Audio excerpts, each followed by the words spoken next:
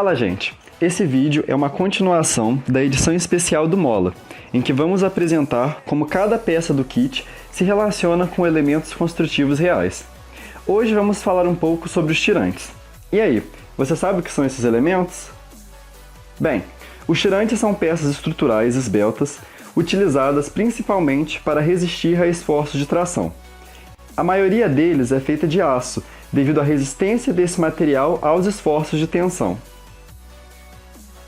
Como o comprimento de um tirante é muito superior às dimensões de sua seção transversal, a peça se dobraria caso submetida a forças compressivas. Em alguns casos, a relação entre o comprimento do tirante e a seção transversal da peça é tão grande que os tirantes passam a ser considerados cabos.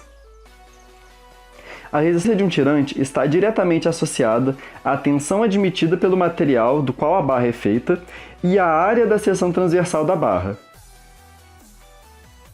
Na construção civil, é comum encontrarmos tirantes suportando o peso de marquises e pequenas lajes, como elemento constituinte de treliças metálicas, em pontes e passarelas e em obras de contenção.